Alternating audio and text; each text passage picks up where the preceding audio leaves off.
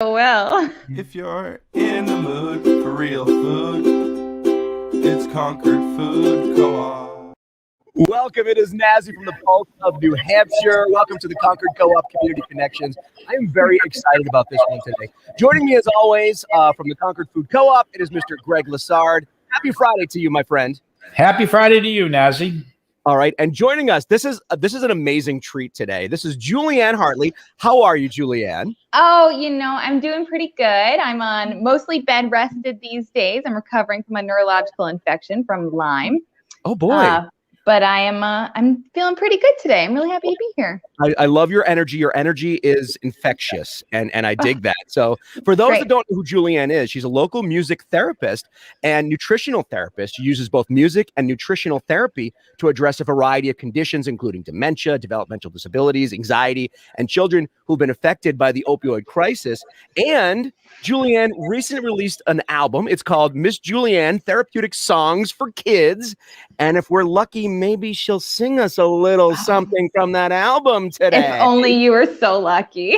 All right. Now, before we get into today's subject, which is spring foraging and eating sensibly, tell us how you married these two different things together, music therapy and nutritional therapy. How did you come up with that concept?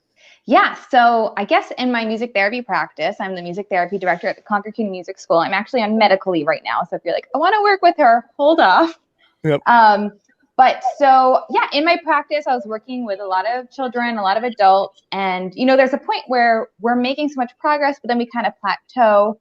And we get to this point where, clients are coming in eating Cheetos or Doritos or whatever kind of junk food snacks there are. And I was just kind of thinking, music therapy helps rebuild the brain and the neurological connections, but we can only do that if we have the tools to do that in our body, right? So we need all these different nutrients and amino acids and minerals in order to rebuild those pathways in the brain. And if our clients aren't getting them in, and let's be clear, most people are not getting enough of these things in, me included, you're not going to see the progress and the healing that you want.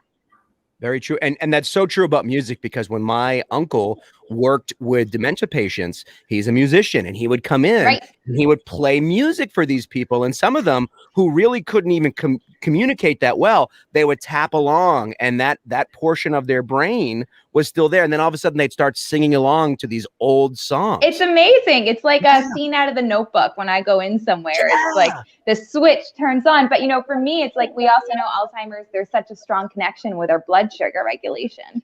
And so it's almost, they call it like the third diabetes, type 3 diabetes. And so for me, from my perspective, like I want to go in and help them, but I also want to help make sure that people don't end up getting this. So that's why I ended up going to study nutritional therapy and end up kind of combining those two practices.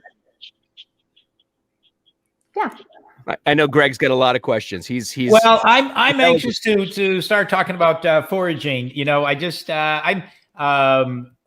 I'm not brave enough to do it as a starting point. Let's talk about that. And even Fiddleheads are in now. And the one time I went looking at Fiddleheads, I'm pretty sure I was just picking ferns. Yeah. And so and then you try them and you're like, these aren't very good. Yeah, those subtle little differences. So that's why I'm saying I have a fear of foraging. And so if you could tell me what I need to do to build some confidence and have where I should be going, and not giving away your secret spots, but where I should be going. My goal is for everyone out there listening to this today to go outside and eat something wild, because you can, and there's so much you can eat that's totally safe. There's just a couple guidelines, and I would love to go over those today. Go right ahead. Yeah. Okay. The floor is yours. Yeah. Awesome. So it's springtime. This is one of my favorite times of year because there's so much edible food coming up. A couple guidelines just in your head. If you're seeing something, you're like, oh, maybe I can eat that. Never, ever forage by a road, ever. There's just going to be so much gross stuff. Make sure you're not if you live near an old house, don't forage right next to your house. There's probably lead in your soil. You want to kind of know the spaces where you're foraging in. You want to make sure that they're clean, right? You're not going to go picking dandelions at a toxic waste site, right? So that's just, step one. Just make sure you're like in. Wait, so if I eat the dandelion from the toxic waste set, that's not going to give me superpowers. I'm not going to turn into like Superman or something like that. Nazzy, who knows what's going to happen to you? I don't know. I can't say. And so that's step one, is just make sure that you're in a safe place wherever you're foraging. You're well off the beaten path. You're not where your dog likes to take a dump every morning, whatever it is, right? So that's step one. And then step two is just to make sure you know what you're putting in your mouth, right? Like this sounds very obvious, but I can't tell you how many times I'm on all these foraging sites and someone's like, I just cooked up and ate this mushroom. Anyone know what it is? And you're like, no, don't do that. Make sure you have some guidebooks, right? So there's a couple I love. This is The Forager's Harvest by Sam Thayer. He's great. All of his books are awesome. And then the other one is Lita Meredith, and it's called Northeast Foraging. And all of these books, like, they're not expensive. They have so many common foods in them, like common wild foods, that you could literally go outside your studio right now and you would see these foods, right? Free foods. So make sure you know what you're eating. And then to make you feel a little more confident about this, in New Hampshire in particular, there are very few wild foods wild plants that can kill you, right? And that's not everywhere in the world. Mushrooms is a whole different story. Don't eat any mushroom in New Hampshire that you do not know 100% what it is. But when it comes to green plants, as long as you're not putting poison ivy straight down your throat, right? And that may not even kill you, just might need some shots or something. You're probably going to be okay. So if you see your child put a piece of green in their mouth, like, there's no need to have this giant fear response we've all been trained to have. So what are your favorites? What do you go foraging for? So I brought some in with me today that I just found on the lawn, that you can find on any lawn, really. This is really simple. Do you guys know what this is? It's a yellow flower, for those of you who are not watching. Dandelion. That's a dandelion. Yes. Good one, okay. That's one for Nazzy. Yes. So if I can beg the listeners to do anything, it is to let the dandelions grow on their yard. It is a soil fixer. It's so important for the bees in the area and the bugs in the area. If you want a healthy lawn, you got to let the dandelions grow on it. But you can also eat them. I'm actually going to do it right now so everyone can see. Sometimes it feels better if people can see someone eat something. She's just Julieann's taking a bite out of it. For anybody listening, she just took a big old healthy bite out. How does it taste? And it's so tasty? it tastes slightly sweet. The flowers are really good. Later today, I'm going to be making dandelion ice cream and dandelion syrup. Ooh. And it has a really nice honey flavor to it. But it's also really high in vitamin C. And, we talk about, boosting our immune system with the virus and everything. And why go out and get a whole bunch of pills when you can literally just have a couple bites of dandelion, right? Mother Nature is providing. Mother Nature's got it right there in your front yard. Now, back to your earlier comment, though, if somebody has been treating their lawn with, Dandelion Killer, even if they did it in the last couple of years and not this year, is that still okay? Or is it in the soil and they shouldn't be? I would say, this is a great question. Okay. Yeah. If you spray your lawn, one, I'm going to ask you to stop because you're killing everyone and the bugs and the bees. But then two is, you obviously do not want to eat the food on that. You've made it inedible for yourself and for every other creature on this planet.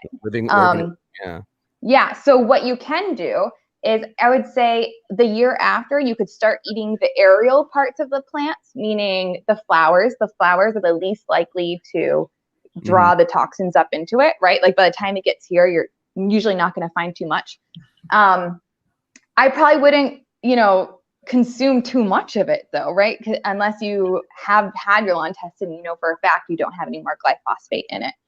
I would just be really careful. And then that being said, that's if it's in the ground coming up. If you know for a fact that people have sprayed and it will be on the flower, then definitely do not eat it. Stay away from it. Now, one quick question here. And you guys were talking about this a few minutes ago. I'm going to admit I have no idea what a fiddlehead is. So what? Oh yeah. What is a fiddlehead? I've seen those. Okay. So we don't know that you have. If you make the same mistake as me, you're picking ferns. Wait a minute now. So let me explain fiddleheads. Okay. Yes. So wait, did you say Venus flytrap? Yeah. Well, hold it to the camera. Let me see. Hold it to the camera. Oh no, man. It looks like a dandelion rolled up. Yeah. Yep. It's a baby fern. Yep. And so not all baby ferns are edible. Oh. Right. So that's important to note. Some people, they go out and be like, oh, I went fiddlehead hunting and they've got a whole bunch of the inedible ferns and they're not going to die from it. They're just going to probably have a lot of diarrhea that night. Right? Have a bad bellyache. Yep. And I should say that most plants, right, that are not edible, the worst thing that they're going to do is they're going to make you throw up or they're going to make you have diarrhea. They're just going to clean out your system. It's very rare in New Hampshire that we have plants that are actually going to kill you from a very small exposure. And if you're learning plants, if you're learning to go eat, I would say go learn those plants, right? Just make sure you know the ones you can eat so that then you feel comfortable with the rest, right? Right. Okay. So fiddleheads, ostrich fern fiddleheads are the edible ones. They grow near floodplains. So I'm sure, or near water sources, near streams. So I know there's a lot of people who they've had me come out and they're like, Julieann, I think I have fiddleheads on my property. And unfortunately, they just have some more of our other native ferns. They don't have the ostrich fern ones. These are kind of a treasure. But a couple distinguishing factors, if you're looking at ferns, is one, you want to look for this thing, which is called the fertile frond. It looks kind of like a feather. Okay. So if for our listeners, it's this big, long, brown thing, maybe about 1.5 feet, 2 feet high, that will be standing up within the fern patch. And this is its reproductive part. So all ferns have different fertile fronds, and this is the distinguishing factor for ostrich fern patches. You'll be able to see them in the winter, you'll be able to see them in the fall. So while you're hiking around, you'll be able to spot where your patch is going to be. And then the other thing you want to make sure you see when the fiddleheads come out is there will be a deep U in the stem. You see that deep U? I do. Yeah. So not all ferns have that. Most of them are totally round. They have a totally round stem. Some of them are super fuzzy. You don't want to eat the super fuzzy ones. Those are called cinnamon ferns. And some look similar, but they don't have that deep U. So those are distinguishing factors, and you make sure you boil them. Can you see why, Nazzy, I've never picked the fiddleheads? Nope, you've never had them, and I've never seen them. There's too many varieties. You might have, right? However, they are at the co-op right now, and there's only a window of about 3 or 4 weeks that you can get fiddleheads. And really? and I think most people just cook them in a skillet. How do you cook yours? And also describe what you think they taste like. Because a lot of people, as Nazzy's never tried them. When you go to get your smart chicken next time, Nazzy, now pick up some fiddleheads. The wine. I told the wife about the wine. She wants to try the wine from Argentina. So we've got a lot of wine from last week. It is so mild. It's like an asparagus. That's what I think so, yeah. It just takes on the flavor of whatever you're cooking. It's I like to do a quick boil and then I strain it and then I fry it up in a bunch of butter and salt, right? It's just super simple and it's just takes on the flavors of whatever you're cooking. Sometimes we throw them into soups, we freeze them and we eat them throughout the year, and they're just like an asparagus for us. Yeah, I want to know how you make dandelion ice cream. Well, I was on that question too. Let's go back to the dandelion ice cream. You got me on that one, Julieann. That sounds good. I've never made it. This is a friend guiding me with it. But I'm assuming, so yesterday what she had me do was I had to de-petal hundreds of dandelions.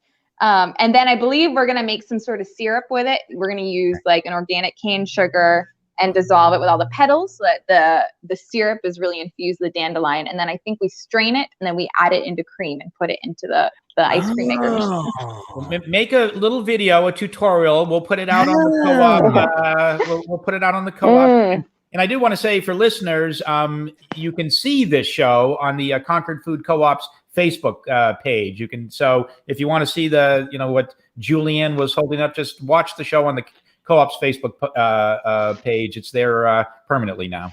Yeah, I feel so much smarter. Oh, wait, she's got another flower. Now, what is this? Does anyone know what this is?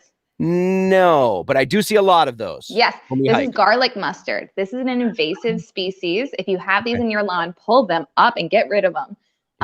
But the good thing is that they taste really good, called garlic mustard. So what do you think it tastes like? Garlic and mustard. I don't know if it tastes like mustard, actually, but definitely garlic, right? Yeah. And it makes an amazing pesto. It is so strong. You can't, I know you guys can't smell what I'm smelling, but the whole room I'm in smells like garlic right now, just from picking this plant. It makes a really good pesto. So like, while you're clearing your lawn of all those invasive garlic mustard plants, you can just grind it all up, make a giant pesto, freeze it, and all year long, you can throw these chunks of garlic mustard pesto into whatever you're making. Oh, wow. It's awesome. That sounds good. I bet your house smells so good because you've got all these different spices and flowers and things that you forage. It probably smells so good there. Yeah, it just depends on how gassy I am from all the things I forage. and she doesn't even leave her lawn. What else is hiding behind the curtain there that you have? Yeah. Okay. So I've got violets. Everyone knows violets, right? It's like dandelion. Everyone knows dandelion. Everyone knows the violets. The violet flowers are edible. They're mildly sweet. Yum, yum, yum. Right? Yep. The leaves are also edible. You can use them in salads. Same with the dandelions, right? Dandelion leaves are a little bitter. Violet leaves are very mild, kind of like less than a spinach, right? You could literally chop it into your salads and never even notice. Yep. But it helps you poop. Fun fact, fiber, right? Lots of fiber. There you go. Yeah, the fiber, but also it's called a well, I can't even say the word. It helps the mucus in your gut so that it's a nice smooth movement. Oh. And then I just have one more here. A lot of people will find this in their backyard along where the trees are growing next to your lawn. This is called, wait, does anyone know? Oh. No. This is horsetail. Horsetail. Oh. And this is really good for hair growth, Greg. I think I'm past that. I don't know that it's going to be extra good. I'm going to have to go find gallons of that. Yeah, so this you make a tea out of. A wheelbarrow full, I think. But it's really high in biotin and silicone, which are things that people supplement with. So, just worth checking out. But these are things I literally just found walking out of the house for 5 minutes, right? Wow. They're all right there. All of these amazing foods. I know not everyone has money to buy organic foods all the time, but you have the ability to forage all of these foods wherever you go. Find a safe place, forage these foods. There's no excuse to not be getting some green into your diet, right? Right. No, that makes total sense. Now, Julieann, the 2 books that you mentioned earlier, do they also have recipes? They must tell you what you can do with what you're harvesting as well, I guess. Yeah, which is really important, right? You want to know how to eat these foods. Some of the wild foods require, they're safe as long as you boil them. Some things you have to heat up, just, some things you need to dry. And like I said, just, listeners, just remember and don't come after me if you do get sick from a food, but that's on you, not me. Julieann said it was okay. But just remember, most foods are, 99% of the foods out there, or, the plants we have out there are pretty benign, right? They're going to be okay. So as long as you've identified poison ivy and poison hemlock and the plants that will really hurt you, you're pretty much safe to start interacting with all the other plants. You should be good. All right. So listen, I want to make sure we got this. We have about 1.5 minutes left. Can we get 30 seconds of one of your songs? I mean, this is going to kind of help you go with this wonderful plant knowledge we just got. So Julieann, what can you give us? Oh, okay. So these are all kids songs, mind you. They're all on Spotify, Amazon, iTunes. Right now, I have a song called Dinosaur at My Door that is like really popular in the kids world, kids music world, all around. I was very surprised. And so I'll get to the pun of the song. It's a joke song, right? So let's do this really quick. Ready? There's a dinosaur at my door. There's a dinosaur at my door. So I open up the door and what do I see? A dinosaur singing to me. And he says, meow, meow, meow, meow, meow. Meow, meow, meow, meow, meow. Nazzy's laughing over there. Meow, meow, meow, meow, meow, meow, meow, meow, meow, meow, meow, meow, meow, meow. At this point, the kids are like yelling at me. No, Miss Julieann. In That's which my case, kind of humor. then I go through a whole bunch of animal sounds, and the 2-year-olds are rioting, right, and screaming, roar at me. Oh my God, that's so funny. Yeah. MissJulieann.com is the website you can check out. Julieann, thank you so very much. Yeah, thanks for having me. Thank you very much. We will talk again next week. Thank you all. Thank you, Julieann. You got it. Bye now. If you're in the mood for real food, it's Concord Food Co-op.